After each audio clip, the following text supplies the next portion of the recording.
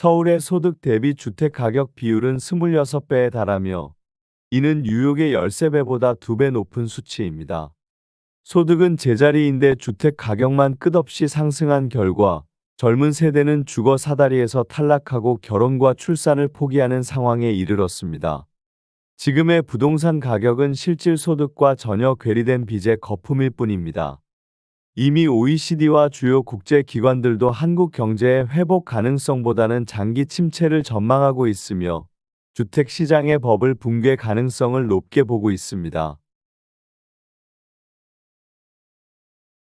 서울시 영등포구 신길동에 위치한 삼성레미안 아파트는 2001년 6월에 사용 승인을 받은 단지입니다. 이 아파트는 13개 동으로 구성되어 있으며 총 1213세대가 거주하고 있습니다. 최고 층수는 22층이며 용적률 289%, 건폐율은 20%입니다. 총 주차 대수는 1151대로 세대당 0.94대입니다. 42평형의 월 평균 관리비는 약 23만원입니다. 42평형의 공시가격은 6억 4,300만원, 보유세는 약 88만 3,530원입니다. 이 아파트는 2017년 당시 34평형 매매가가 5억 원에서 최고 12억 5천만원까지 상승했으나 최근 2025년 3월 기준으로 7억 3천만원에 거래되어 최고액 대비 42% 하락했습니다. 주변 편의시설로는 하나로마트 영등포점 553m, 롯데백화점 영등포점 1.2km, 이마트 영등포점 1.6km가 위치하고 있습니다. 종합병원으로는 여의도 성모병원이 약 2.3km 거리에 있으며 반경 1km 이내에 병원 152개, 약국 49개, 편의점 49개, 마트 5개, 학원 101개가 분포되어 있습니다. 교육시설로는 서울우신 초등학교 763m, 여의도 중학교 2.7km, 장원 고등학교 752m가 있습니다. 어린이집으로는 국공립 위즈키즈 어린이집 129m와 국공립 신길 삼성 어린이집 161m가 가까운 거리에 위치해 있습니다. 교통편으로는 서울지방병무청역이 684m 거리에 있으며 여의도까지 약 20분, 강남까지는 약 50분이 소요됩니다. 최근 한국 부동산 시장에 대한 비판적 시각이 날로 커지고 있습니다. 현재 은행 대출을 이용해 주택을 구입한 사람들은 사실상 매달 이자를 내며 월세에 준하는 삶을 살고 있습니다. 그러나 정부는 이 같은 가계 부담에 대한 구조적 개혁보다 부동산 시장과 건설사 지원에 집중하고 있어 근본적인 문제 해결은 요원한 상황입니다. 이러한 정책 방향은 과거 일본의 잃어버린 30년과 유사한 양상을 보이고 있으며 그보다 훨씬 더 심각한 결과로 이어질 수 있다는 경고가 제기되고 있습니다. 일본은 1985년부터 1990년까지 5년간 주가와 부동산 가격이 3배 이상 폭등했다가 급락하는 버블 붕괴를 겪었습니다. 당시 일본 정부는 금리를 낮추고 유동성을 공급해 자산시장으로 자금을 유입시켰으며 부동산은 절대 망하지 않는다는 믿음이 사회를 지배했습니다.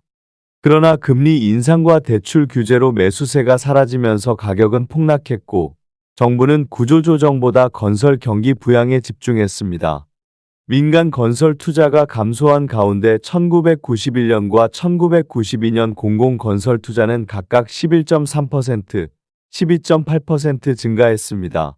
결국 일본은 비효율적인 산업 구조를 방치하며 경쟁력을 잃었고 오랜 장기 불황에 빠졌습니다.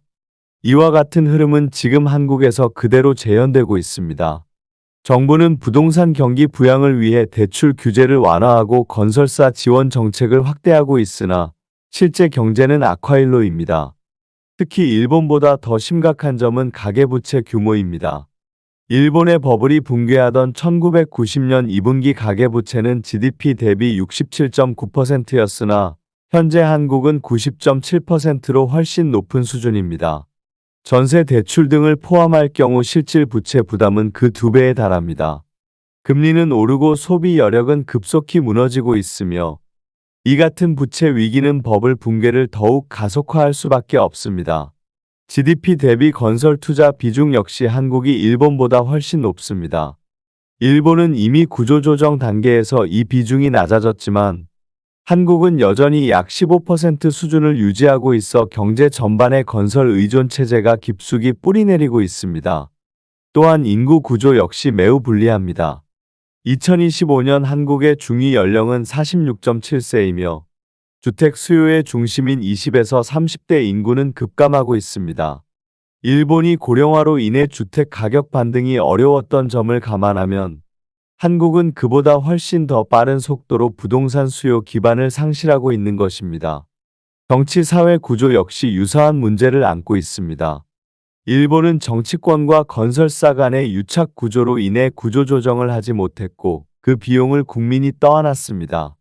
한국 역시 정치인, 관료, 언론, 전문가 집단이 건설사와 밀접하게 연결되어 있으며 규제 완화와 인허가 특혜, 언론의 부동산 상승 보도, 전문가들의 치어리딩까지 한 몸처럼 움직이고 있습니다. 이는 근본적인 산업 혁신을 가로막고 있으며 부동산 거품을 더 크게 만들고 있는 원인입니다. 결국 부동산 시장은 무너질 수밖에 없습니다. 실수요가 사라지고 젊은 세대는 일자리, 결혼, 출산, 주택 구입 모두에서 손을 놓고 있습니다. 현재의 부동산 가격 상승은 실질 수요가 아닌 착시입니다. 대규모 구조조정 없이는 경제 회복은커녕 일본보다도 깊고 긴 침체에 빠질 수밖에 없습니다. 지금의 정책 방향은 잘못된 신화에 기대어 자멸의 길을 가고 있으며 하루라도 빨리 이 구조를 바로잡지 않으면 부동산 시장은 물론 한국 경제 전체가 무너질 것입니다.